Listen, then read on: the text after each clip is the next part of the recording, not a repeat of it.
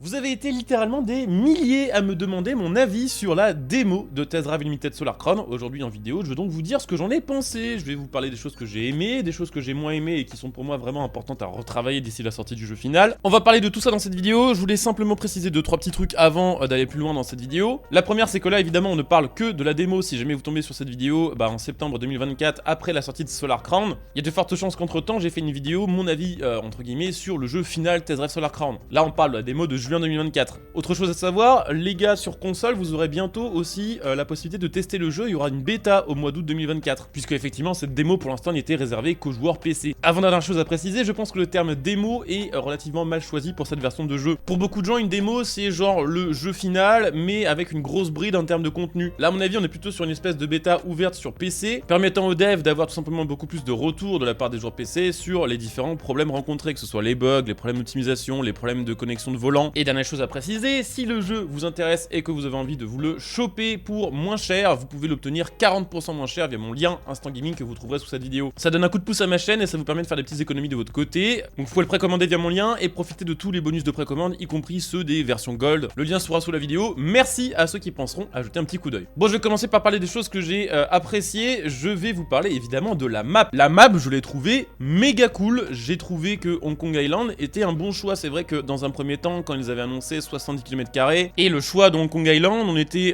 beaucoup d'anciens joueurs de Test Drive Unlimited 1 et 2 à pas trop comprendre. Parce que ça faisait moins paradisiaque que Hawaï et que Ibiza, et surtout ça faisait beaucoup plus petit, puisque les maps de TDU 1 et 2 faisaient plusieurs milliers de kilomètres carrés. J'avais donc peur que la map soit un peu petite, et très honnêtement, ce n'est pas le cas. Alors là, j'ai joué une quinzaine d'heures, je dirais, à la bêta depuis qu'elle est sortie, et j'ai toujours pas fini d'explorer la partie qui était disponible de la map, puisque là, effectivement, on n'avait pas accès à toute la map, sur la démo, on avait accès à peu près aux 2/3. Il me reste beaucoup de routes à explorer, il y a relativement souvent des quartiers dans lesquels j'arrive, et je me dis, putain, je suis jamais passé par là, j'ai jamais vu trop ce coin. Donc la map fait 70 km², mais elle propose beaucoup de kilomètres de route. Ce qu'il faut savoir, c'est qu'en fait la map est vraiment sur plusieurs niveaux. C'est-à-dire qu'il y a pas mal d'endroits où effectivement vous avez une route au premier étage, entre guillemets, vous avez la rue de base, au-dessus vous avez un premier niveau d'autoroute, et encore au-dessus vous avez un deuxième niveau d'autoroute. À première vue, la map me semble vraiment assez fat et surtout assez jolie. Et surtout elle propose pas mal d'endroits qui sont vraiment cool à parcourir en bagnole. Alors évidemment, il y a de l'autoroute, il y a de la vraie autoroute avec voilà plein de sorties, plein d'entrées, tout ce qu'on veut. Il y a dans les villes des toutes petites ruelles où vous ne passez qu'à une voiture en largeur, qui sont super cool à parcourir de nuit parce que il y a des néons de partout, ça donne une ambiance vraiment chouette au jeu. Il y a plein d'endroits un peu particuliers comme les parkings souterrains qui sont juste trop cool pour les kermites avec les potes. Il y a des grands tunnels, il y a des docks, il y a plein d'endroits qui ont été réadaptés pour qu'on puisse les parcourir en bagnole. Il y a plein de hangars et de bâtiments en tout genre dans lesquels vous allez pouvoir rentrer en bagnole. Il y a des quartiers qui sont beaucoup moins urbains que ça. On a pu voir notamment de la montagne avec de la vraie route sinueuse et avec du vrai dénivelé et des vraies routes enlacées pour faire du drift ou pour simplement rouler en mode virage. Il y a des quartiers un peu haut de gamme avec de la grosse villa, il y a des quartiers résidentiels, il y a de la forêt avec des petites routes que vous pourrez parcourir en bagnole. Il y a pas mal d'endroits un peu surélevés par rapport au reste où vous aurez des putains de panoramas, il y a des ponts, il y a des barrages. Tout est explorable en voiture et il y a plein d'endroits un peu secrets, entre guillemets, des endroits auxquels on va pas forcément au premier coup et qui sont franchement jolis. J'ai trouvé que c'était un vrai gros point fort. Vous pouvez évidemment me dire d'ailleurs ce que vous en avez pensé dans les commentaires sur cette vidéo. Personnellement, je n'ai pas eu de bugs sur la map, je n'ai pas eu de trucs du genre des murs invisibles, j'ai pas eu non plus de trucs du genre tomber à travers le sol. Peut-être que des gens en ont eu, j'en ai aucune idée, mais de mon côté, ça a été vraiment genre une très bonne expérience cette map. Et pareil, dans les autres points positifs que j'ai un petit peu zappé de mentionner par rapport à la map tout à l'heure, c'est qu'il y a pas mal d'endroits un peu particuliers, notamment le circuit, puisque oui, effectivement, sur le jeu, vous le verrez, il y a un endroit où il y a un circuit, alors je ne sais pas si ce circuit existe IRL, je crois qu'en fait ici normalement de base c'est un hippodrome qui est présent, donc là un endroit où on fait des courses de cheval, là, des courses hippiques, des courses de chevaux plutôt, et effectivement ils ont remplacé cet endroit du coup par un endroit où on peut faire des courses de bagnole sur le circuit officiel, et ça je trouve que c'est cool. Je vous le disais en début, j'étais un petit peu dubitatif par rapport au choix de cette map parce que je pensais que ça allait pas être très varié et je pensais vraiment qu'on aurait genre juste une énorme ville, mais c'est pas le cas, c'est assez varié. Ah oui, et je voulais dire autre chose par rapport à cette map, c'est que là on a pu en voir que on va dire entre la moitié et 2/3, c'est-à-dire qu'il nous reste à peu près entre un tiers et la moitié à découvrir plus tard lors de la sortie du jeu ou lors des futures phases de bêta. Donc il y a pas mal de biomes qu'on n'a pas encore pu visiter, et autre chose aussi que je veux dire à propos de cette map, c'est que il est quand même beaucoup plus compliqué de couper à travers champs que sur d'autres jeux. On peut le faire, mais il faut avoir le bon véhicule et vous passerez pas à 300 km/h en pleine forêt, comme c'est faisable sur d'autres jeux peut-être un peu plus simples à ce niveau-là. C'est dû au fait que soit en général vous êtes en ville et il y a beaucoup de bâtiments, donc vous pourrez pas passer à travers ces bâtiments, logique. Soit vous êtes dans la campagne, dans la forêt, et dans ces cas-là, il y a beaucoup plus de dénivelé, et ça va être très compliqué de passer ce dénivelé-là avec une voiture qui est pas du tout adaptée. Donc c'est plutôt cool. Autre chose que j'ai vraiment apprécié sur le jeu, c'est les sons. Les sons de voiture sont très bons globalement. Alors effectivement, là sur cette démo, on a pu tester qu'une quinzaine de voitures. Je les ai testées en live et honnêtement, à chaque fois, c'était un plaisir de passer d'une voiture à l'autre parce que les sons à chaque fois sont assez proches de la réalité. On a un bon grain de son pour chaque modèle. On a des sons qui sont assez expressifs avec des bonnes différences de volume. Il y a des retours de flammes, il y a des explosions, il y a des craquements, il y a des bruits de transmission, il y a le bruit de l'admission, il y a des bruits qui vont se modifier aussi au fur et à mesure que vous améliorez vos bagnoles. Alors évidemment, il y a des sons qui sont meilleurs que d'autres sur le jeu, mais globalement, je dirais que même les voitures qui ont les moins bons sons, entre guillemets, sont déjà très bonnes. Et autre chose que j'ai apprécié quand même, c'est vrai aussi au niveau du sound design de ce jeu, c'est que j'ai l'impression, je peux me tromper, que en vue intérieure, l'isolation phonique n'est pas la même d'un modèle à l'autre. Par exemple, si vous prenez une 2 chevaux, il y a presque pas d'isolation et en vue intérieure, vous avez plus ou moins le même son qu'en extérieur. Bon, c'est pas tout à fait le même, mais on se comprend. Par contre, si vous prenez une Aston, en vue intérieure, la voiture elle est super bien isolée et vous allez entendre beaucoup moins le son moteur et beaucoup plus les bruits de roulement. Et ça, c'est un petit détail que j'ai apprécié. Autre chose que j'ai vraiment aimé sur cette démo, c'est tout simplement le retour de toutes les fonctionnalités RP qu'on avait à l'époque de TDU1 ou TDU2. Alors toutes presque, parce qu'en réalité, il en manque quand même une qui est assez importante, c'est la possibilité d'acheter des maisons et de les décorer, comme sur TDU2. On sait d'ailleurs que ce système d'achat de maisons va être ajouté sur le jeu. Ils en avaient parlé dans un des posts à la communauté sur la page Steam du jeu il y a plusieurs mois. Mais même si on n'a pas ça, on a le reste, c'est-à-dire qu'on a la possibilité de gérer notre personnage, de gérer sa tenue, de gérer son esthétique, surtout de gérer et d'acheter les bagnoles comme ça se ferait un peu dans la vraie vie. C'est-à-dire que si on veut une voiture allemande, faut trouver le concessionnaire des voitures allemandes. Si on veut acheter une italienne, faut trouver le concessionnaire des voitures italiennes. Pareil pour les voitures anglaises, il y a des marques qui ont leur propre concessionnaire comme Ferrari par exemple. C'est extrêmement plaisant, je trouve, d'aller dans un hall d'achat de voitures qui représente la marque ou le pays de provenance de votre voiture, d'avoir une déco dédiée à ce hall d'exposition et de pouvoir ensuite marcher autour de votre voiture en vue première personne pour la voir dans tous les recoins. Ensuite, vous pouvez choisir des options de peinture, des options de jantes officielles qui vont jouer sur le prix de la voiture, comme en vrai, vous achetez une voiture, si vous voulez telle ou telle peinture un peu rare ou telle jante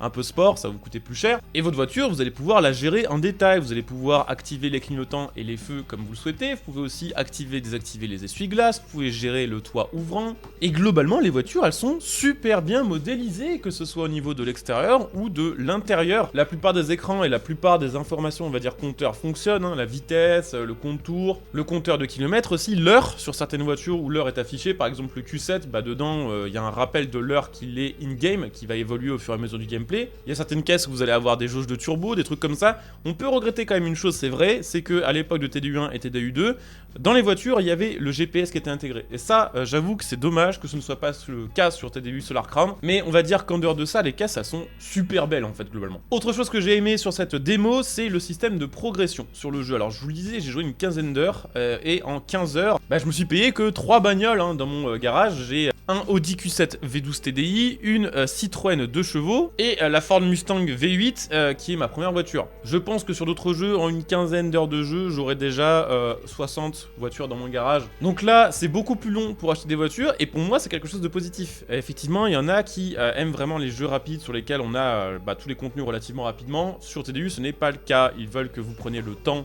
tout simplement, de vous attacher à votre voiture. Et pour cette raison, avoir assez d'argent pour en changer est assez compliqué. Voilà, ils veulent, et en vrai ça se tient de fou, que lorsqu'on achète une nouvelle voiture, ce soit vraiment un événement. Donc je trouvais que c'était plutôt bien dosé, j'ai jamais eu besoin de farmer vraiment l'argent sur le jeu et de recommencer telle ou telle course en boucle pour m'acheter la caisse que je voulais. Et de l'autre côté, j'avais pas une pluie de bagnoles dans mon inventaire, ce qui a fait que chaque caisse que j'ai utilisée sur le jeu, je les ai utilisées plusieurs heures, plusieurs centaines de kilomètres, et vraiment j'ai aimé ça. Après quand même, quelque chose à dire par rapport aux bagnoles et à la progression sur ce jeu, j'aurais aimé qu'on commence le jeu avec des plus petites bagnoles, parce que là on commence en Alpine A110, en Nissan 370Z et en Mustang V8. C'est des voitures déjà performantes, peut-être même trop performantes pour des starters. Je ne sais pas s'ils ont choisi ces modèles-là que pour la démo et si sur le jeu final ce seront d'autres voitures pour commencer, mais j'avoue que j'aurais trouvé ça plus logique de commencer avec la Mito, la 500 ou la Delta plutôt qu'avec cette caisse-là. Dans les points positifs aussi, je voudrais quand même parler du système d'amélioration de voiture qui est beaucoup plus poussé que celui de TDU1 et TDU2 et que j'ai vraiment apprécié pour une raison assez simple en réalité, c'est qu'il permet d'améliorer grandement ces voitures sans que ça devienne n'importe quoi non non plus, il n'est pas question de se retrouver, contrairement à ce que propose d'autres jeux, avec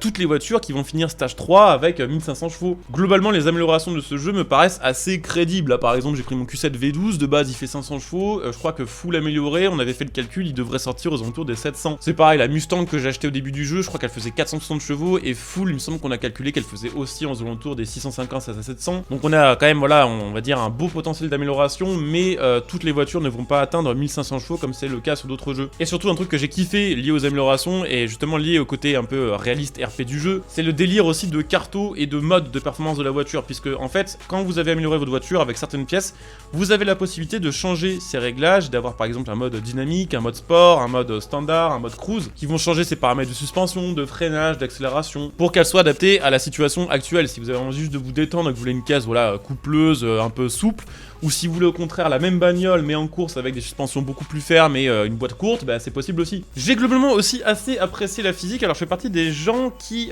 ont testé le jeu, parce qu'il y a beaucoup de gens qui ont jugé la physique de TDU sans avoir joué au jeu et simplement en regardant des gameplays. Et il faut savoir un truc, et j'en parlerai plus tard dans cette vidéo parce que pour moi ça fait partie vraiment des points négatifs. Les caméras de ce jeu ne donnent vraiment pas envie de jouer au jeu et ne rendent vraiment pas honneur à la physique du jeu, qui globalement est bien à la manette et au volant. Et d'ailleurs je trouve encore mieux au volant qu'à la manette. Justement, je suis partie des gens chez qui le volant a bien fonctionné. Je sais qu'il y a plein de gens chez qui ça a été une galère.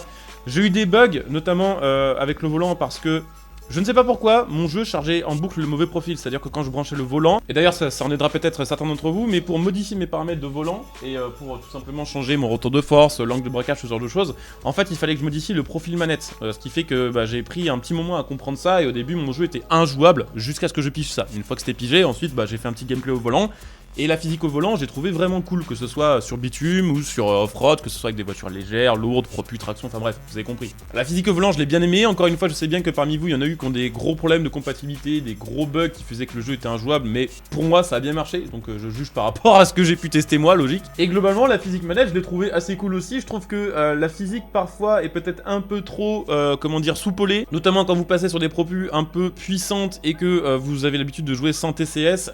Bon là, des fois, faut vraiment être extrêmement précis sur la gâchette et sur la direction pour voilà, réussir à bien rester droit ou réussir tout simplement à faire ce qu'on veut sans perdre le contrôle. Donc j'ai globalement trouvé ça assez agréable, peut-être moins quand même, il faut le dire, sur les voitures qui roulent vite. Voilà, dès qu'on prend des caisses un peu sportives, je trouve que la gestion de l'appui est un peu bizarre. Je trouve que les voitures ont tendance quand même à sous-virer dès qu'on dépasse, disons, les 200 km/h, alors que ce sont des voitures qui sont connues plutôt IRL comme étant des caisses un peu survireuses, mais je pense que là c'est des paramètres qui peuvent être changés et qui peuvent être adaptés par les devs du jeu. Et d'ailleurs je pense qu'ils sont au courant de ça, parce que j'ai vu quand même pas mal de gens rapporter ce genre de truc. Donc globalement, j'ai trouvé cette physique assez agréable, surtout au volant. Voilà, la manette, ça demande un peu plus de temps d'adaptation. On reconnaît d'ailleurs certains éléments de la physique de WRC. WRC qui est lui aussi un jeu plus agréable à jouer au volant qu'à la manette, parce que justement, à la manette aussi un peu compliqué, disons, à anticiper. Là, voilà, c'est un peu pareil sur ce TDU-là, c'est pour ça que je mets la physique en moyen et pas, voilà, en parfaitement réussi. Il y a encore pas mal de choses à retravailler, je pense, pour qu'on ait tous un rendu agréable, peu importe le matos qu'on utilise. Mais très honnêtement, je m'attendais à moins bien que ça, justement à cause des caméras et à cause des gameplays qui avaient été montrés, où on avait vraiment l'impression que les voitures étaient extrêmement légères et qu'elles flottaient au-dessus du sol. Et là, bon, c'est plutôt un problème de caméra. Autre point positif que j'ai un petit peu oublié de citer, là je rajoute ça au montage, mais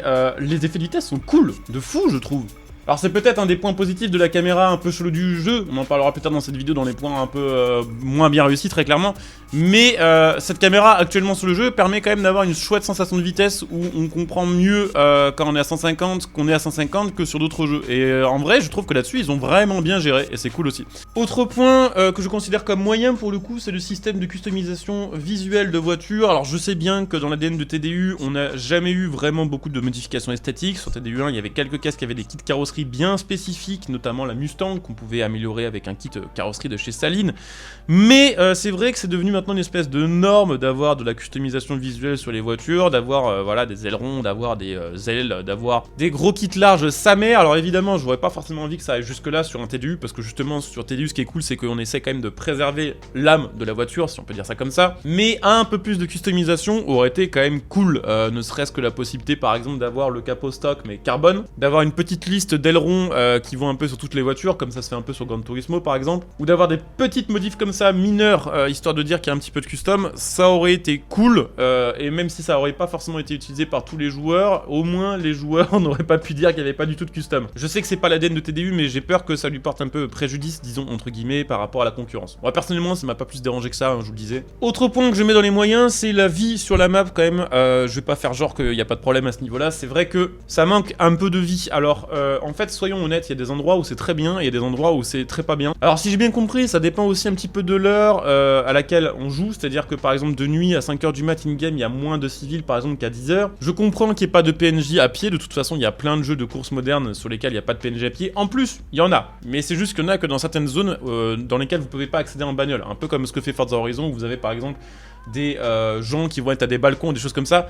Il y a ça aussi sur ce jeu, c'est juste que bah voilà, faut aller chercher, Mais c'est vrai que niveau trafic routier, ça manque un peu, notamment parce que bon, c'est Hong Kong Island, qu'il n'y ait pas beaucoup de gens dans la pampa d'un Forza Horizon qui se passe au Mexique, c'est compréhensible. Et en réalité, je pense que si on compare, il y a plus de PNJ et de voitures de route sur Test Drive Solarcron que sur Forza Horizon. Le problème, c'est que Hong Kong Island, on se dit tous qu'il y a une densité de population de fous malades, qu'il doit y avoir des embouteillages partout. Je comprends que ça n'a pas d'intérêt, on va dire, sur un jeu de course d'aller jusque-là, parce que ce serait juste chiant d'avoir des rues blindées où on peut pas rouler. Mais plus de PNJ, ce serait chouette, plus de voitures, on va dire, variées dans les PNJ, ce serait cool. Et surtout, bah, y a quand même des petits bugs là sur le jeu actuellement, du genre... Bah, les PNJ qui pop et qui dépop de manière un peu aléatoire, et voire même des fois qui pop 1 mètre devant vous, qui pop devant vous, ce qui est un petit peu chiant. Donc ça, je pense que c'est un bug qui sera résolu et qui est connu. Je ne sais pas si on pourra avoir plus, on va dire, de voitures sur nos routes dans les villes. Parce que là, on va attaquer justement le tiers de la vidéo où on parle des trucs vraiment à rebosser de fou. Pour moi, la caméra de ce jeu, elle est problématique. Je vous le disais, elle gomme un peu trop les sensations de conduite que l'on a, que ce soit en caméra extérieure ou en caméra intérieure. Alors, il y a des moments où c'est bien dynamique, hein, notamment si vous faites par exemple des U-turns, si vous mettez des gros coups de frein à main et tout, la caméra elle est un peu projetée en dehors de la voiture, ce qui est assez intéressant et assez cool. Mais en conduite normale et en conduite spécialement à haute vitesse, des fois je trouve que c'est un peu incompréhensible de juger les mouvements de la voiture via la caméra. Heureusement qu'il y a les vibrations et heureusement justement que la physique est assez logique. Mais la caméra est juste bizarre, j'ai l'impression que la caméra est toujours un petit peu en retard sur ce que fait la voiture. Un peu en réalité comme ce qu'on avait à l'époque du début de The Crew 2, où on avait une caméra drift qui était ultra chelou. J'ai l'impression d'avoir un peu cette caméra là, j'ai l'impression d'avoir une caméra qui est centrée sur l'avant de la voiture. C'est mieux là d'ailleurs que ce qu'on avait pu voir à l'époque des premières images de gameplay du jeu, hein, durant la conférence qui date de, je crois que c'était juin 2023, où là vraiment c'était très bizarre. C'est mieux, ce qui veut dire que bon, les devs ont réussi à retravailler là-dessus, mais franchement c'est toujours pas fou. Et puis la caméra en vue intérieure, globalement je l'ai pas trouvé dingue non plus, ce qui est un peu dommage parce que je le disais, les voitures sont quand même très bien modélisées en vue intérieure. Le truc c'est que là en fait on est trop près du volant, on est trop près du pare-brise, on voit pas assez de choses. Il y a des voitures où c'est mieux, genre par exemple la Nissan GT-R, mon perso est très reculé. Mais sur les autres voitures du jeu, on est trop proche, c'est limite si on voit le compteur. Et bon bah c'est vrai aussi, il faut le dire. Les gestions d'animation de volant, c'est un peu tristouné quand même, hein, de se dire qu'on a même pas un 90 degrés gauche et 90 degrés droit. Alors à moins que ce soit un bug, mais là globalement j'ai l'impression qu'on a un tiers de tour à gauche et un tiers de tour à droite. Ce qui est chiant quand vous jouez au volant, parce que vous n'avez pas trop de repères visuels, et même pour l'immersion, bah, c'est pas ultra agréable. Donc je ne sais pas à quel point ils peuvent retravailler ça, je suppose que, on va dire, changer la position de la caméra à l'intérieur de la voiture n'est pas trop compliqué, genre la reculer ou voilà, agrandir le champ de vision est possible. Mais en ce qui concerne les animations, j'ai un peu plus de doutes. Voilà, donc pour moi, caméra, ça fait partie des trucs qui, à mon avis, donnent pas trop envie aux gens de tester le jeu, alors qu'une fois qu'on le lance, bah vraiment c'est kiffant quoi. Et pour terminer, bon bah forcément, fallait qu'on en parle, les graphismes. Alors je parle pas du rendu visuel du jeu, parce qu'en fait, quand le jeu tourne bien et que le jeu est fluide, je trouve que le jeu est assez joli. Il y a vraiment des belles ambiances, notamment de nuit, avec tous les néons de la ville, il y a des jolis effets dans le sable, globalement la ville est belle en fait, je trouve. Mais faut dire la vérité, à l'heure actuelle, sur PC, cette démo, elle a été très dure à faire tourner, à part si vous aviez une RTX 4000 et que vous utilisez le DLSS avec le Frame Generation, où apparemment bah là ça tournait super bien, c'était super joli. Bah nous autres qui avons des cartes graphiques un peu plus anciennes, pas forcément des mauvaises cartes graphiques, genre moi j'ai une RTX 3080, bah le jeu tourne un peu en mode potatoes à certains endroits. Alors des endroits dans lesquels c'est très fluide et où du coup c'est joli, où on peut vraiment profiter de l'aspect visuel du jeu.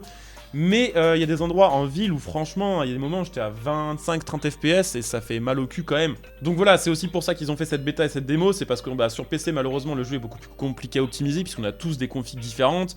Et moi c'est vrai que j'ai pas non plus la config la plus facile optimisée du monde, hein. J'ai 2 cartes graphiques déjà, et effectivement d'ailleurs j'ai eu un problème, je sais que beaucoup de gens l'ont eu, c'est que le jeu tournait pas sur la bonne carte graphique, donc bah forcément moi qui ai une grosse carte graphique et une petite carte graphique, si le jeu tourne sur la petite, bah c'est compliqué. Donc j'ai 2 cartes graphiques sur un seul PC, 2 cartes graphiques différentes, en plus de ça j'ai double screen avec un screen qui est en 16 neuvième en 1080p et l'autre qui est un écran WQHD, donc format large, forcément c'est un peu l'enfer de bien optimiser le jeu dans ces cas-là, mais même en le mettant voilà, en 1080 sur mon écran principal, j'avais vraiment des grosses baisses de framerate, et j'avais globalement les mêmes problèmes de framerate que je sois sur le jeu en ultra ou en low, donc en fait du coup le paramètre low n'utilisait pas beaucoup, forcément moins de mémoire et moins de ressources. Après ça ils sont au courant, en fait tellement de gens leur ont remonté le problème d'optimisation graphique que c'est impossible qu'ils ne le sachent pas, donc à mon avis c'est vraiment le truc number one sur lequel ils vont bosser, parce que là clairement si le jeu sort comme ça en septembre, ça va être très compliqué d'en profiter. Puis bon bah autre point négatif quand même qu'il faut citer, qu'on a pu tous expérimenter hein, sur cette démo, notamment ceux qui ont voulu jouer vendredi, c'est le côté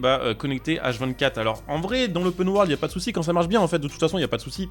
On croise d'autres joueurs, on se fait un petit coup d'appel de phare, on fait les petites courses ensemble dans l'open world, c'est plutôt sympa. Mais on a pu voir aussi un peu le côté négatif de cette décision là dès vendredi, donc dès le lendemain de la sortie de la démo, puisque bah par exemple vendredi il y a eu une maintenance d'1h30, ce qui a fait que bah littéralement pendant 1h30 on pouvait pas jouer au jeu. Alors c'est pas grand chose de me dire 1h30, sauf que bah si ça tombe pendant le créneau où vous voulez jouer, franchement ça fait chier. Et puis bah de vendredi à samedi on pouvait pas compléter de course parce qu'il y avait un problème de serveur qui faisait que dès qu'on lançait une épreuve, ça fonctionnait pas, ça faisait le matchmaking, on trouvait voilà, des IA contre qui jouer, mais au dernier moment ça mettait qu'il y avait un problème de serve. Donc ça pour moi c'est un problème, c'est pas un problème parce que ça voudrait dire qu'un jour potentiellement les serveurs fermeraient et qu'on pourrait plus jouer comme ça l'a fait avec The Crew. Bon, The Crew ça arrivait 10 ans après sa sortie, donc même si maintenant on peut plus y jouer, on a pu quand même en profiter pendant 10 ans. Et bon, il y avait clairement moins de gens qui jouaient après 10 ans qu'à l'époque. Même si on est d'accord, hein, un jeu qu'on a payé, on devrait être capable d'y jouer tout le temps. Mais voilà, dès que les serveurs ne fonctionnent plus, si on peut plus compléter d'épreuves ou si on peut plus se connecter au jeu parce qu'il y a des maintenances régulières, ça reste assez chiant, voilà, ça reste une contrainte. Et c'est également une contrainte pour ceux qui aimeraient jouer full solo, parce qu'il y a des gens, effectivement, qui n'ont pas envie de jouer avec d'autres joueurs. Alors moi, personnellement, je m'en fous, hein, que je tombe contre des joueurs ou des IA, j'essaie de conduire un peu pareil. Mais c'est vrai que je me mets dans la tête des gens qui ont pas envie de wall ride, qui ont juste envie de chill sur leur jeu, de faire quelques courses avec leur bagnole sans jouer le côté compétitif, ça peut être un problème. Donc voilà, moi quand ça marche ça me va, quand ça marche pas c'est très chiant, mais je sais que l'avis d'autres joueurs est un peu différent là-dessus. Autre point que j'ai pas pu trop aborder dans cette vidéo, parce que pour l'instant je peux ni le mettre vraiment en positif, ni en négatif, ni vraiment même en moyen, c'est le système de course en fait sur ce jeu. Sur le jeu final on sait que normalement ce sera full multi, qu'on affrontera des joueurs, et pour l'instant sur cette démo, toutes les courses que j'ai fait, j'étais soit seul, donc ça c'est normal pour le contre-la-montre, soit j'étais contre des IA. Les IA sont pas horribles, même si elles sont pas non plus incroyables, elles sont voilà, dans la moyenne de ce qu'on a sur les jeux de maintenant. Par contre c'est vrai que là pour l'instant je peux pas trop juger les courses contre les joueurs puisque j'en ai pas eu. Après en termes de type de courses proposées, il y avait du contre-la-montre, il y avait des courses de clans qui sont un peu plus dures où il y a voilà, plus de thunes à gagner et qui vont faire évoluer les statistiques de votre clan Sharp ou Street. Il y a des courses on va dire classiques hors clan, voilà, des courses contre d'autres pilotes. Et surtout j'attends avec une grande impatience de voir si on va nous proposer des missions comme on nous avait proposé à l'époque de TDU1 et TDU2, vous savez, des missions de transport, de livraison, de transport de personnes, de livraison de voitures, ce genre de choses que j'aimais vraiment beaucoup. J'en ai pas vu sur la démo, donc je peux pas trop juger ce point là, mais j'espère vraiment que ça fera partie des trucs qu'on aura sur le jeu final par contre. Globalement, pour résumer un peu tout ce que je viens de vous dire dans les 17 dernières minutes, globalement j'ai passé vraiment un bon moment sur cette démo, et la démo m'a donné envie d'en voir plus, et m'a donné envie voilà, de continuer à jouer au jeu, d'augmenter mes niveaux, d'acheter des voitures, d'acheter des améliorations, d'explorer la map pour trouver un peu tous ces petits secrets. Donc globalement j'ai kiffé, même si clairement il y a des choses que j'ai moins aimées, même si clairement il y a des choses qu'il faut absolument améliorer d'ici la sortie du jeu final, notamment l'optimisation, parce que là voilà, vraiment si le 12 septembre le jeu est comme ça va être chiant. Donc voilà, pour moi il y a encore du boulot, mais pour moi vraiment ce que j'ai aimé avec cette démo en fait c'est que j'ai retrouvé l'esprit TDU, TDU1 et TDU2, même si voilà, on a une map un peu plus petite, même si on n'a pas encore la possibilité d'acheter des maisons. Le reste est là, hein, ce côté réaliste, ce côté un petit peu jeu de rôle, ce côté un peu plus élégant, ce côté passion auto, on le retrouve plus clairement dans cette démo là que sur d'autres jeux qui sont eux sortis en version finale depuis plusieurs années. Donc pour moi positif, ça m'a donné envie d'acheter le jeu, ça m'a donné envie de jouer au jeu. Évidemment, je sais bien qu'on aura probablement tous des avis un peu différents là-dessus. Que vous ayez un avis négatif ou un avis positif, n'hésitez pas à me faire part de votre avis en commentaire sur cette vidéo. N'oubliez pas quand même les gars, quand vous allez faire votre petite critique de ce jeu, de cette démo, que bon bah déjà de 1, la démo elle était gratuite, personne a payé pour jouer à cette démo. Si vous avez payé pour jouer à cette démo, c'est que vous êtes fait scam par quelqu'un. C'est une démo gratuite, vous n'avez rien payé, ça vous plaît, bah, vous y jouez, vous passez un moment, ça vous plaît pas, vous désinstallez et soit vous attendez les prochaines bêtas et le jeu final, soit juste vous passez à un autre jeu. N'oubliez pas quand même aussi que ce jeu a été développé avec un budget bien plus petit et des ressources bien plus petites que ses concurrents, qui sont Need for Speed, qui sont The Crew, qui sont Forza Horizon, qui sont tous des jeux AAA avec des centaines de développeurs et je ne sais pas combien de millions de dollars de budget. Là, on est sur des budgets plus petits, on est sur des équipes beaucoup plus petites et on est sur des gens quand même qui ont réussi à créer un truc de A à Z assez bluffant vu les moyens et vu la taille de l'équipe. Là où la concurrence se repose un peu sur ses acquis et ne propose pas autant de nouvelles choses que ce qu'a proposé là TDU Solar Crown. Et n'oubliez pas aussi bien sûr que ce jeu n'est pas vendu au prix d'un AAA. C'est pas un AA qui se vend 80 balles neuf, c'est un AA qui se vend 50 balles neuf. Donc ça doit faire une petite différence quand même. Donc perso, hâte de voir la suite, hâte de voir comment le jeu va évoluer, hâte de voir déjà s'il y a des petites mises à jour qui sortent pendant cette démo, hâte de voir aussi bien sûr la démo sur console au mois d'août que je ferai probablement si tout se passe bien sur PS5. Et puis ouais, juste hâte de pouvoir reparcourir ces routes sans limite de map avec toutes les voitures que l'on souhaite sur le jeu, sans limite, voilà on va dire à ce niveau-là, sans limite de niveau et sans limite de temps de jeu. Donc voilà, personnellement mon avis, j'ai kiffé, j'en voudrais plus, mais j'en voudrais plus si c'est bien amélioré quand même quoi. J'espère que ma vidéo vous aura intéressé. Si c'est le cas, comme d'hab, je compte sur vous pour laisser un petit like, pour vous abonner pour les prochains contenus. On se retrouve en live dès aujourd'hui pour continuer du TDU, pour continuer peut-être aussi un peu Need for Speed et pour la conférence Xbox ce soir. Hein. Donc si ça vous tente, n'hésitez pas à venir me follow pour les prochains lives sur Twitch. Vous trouverez ma chaîne sous cette vidéo. Vous pouvez même soutenir ma chaîne gratuitement en utilisant votre Prime. Vous pouvez bien sûr aussi soutenir gratuitement, comme je le disais dans l'introduction de cette vidéo, en utilisant bien sûr mon petit lien Instant Gaming pour précommander le jeu ou pour acheter vos jeux de manière générale et vos abonnements. Voilà, je coupe cette vidéo ici, je vous dis à très bientôt. Bon jeu à tous, ciao.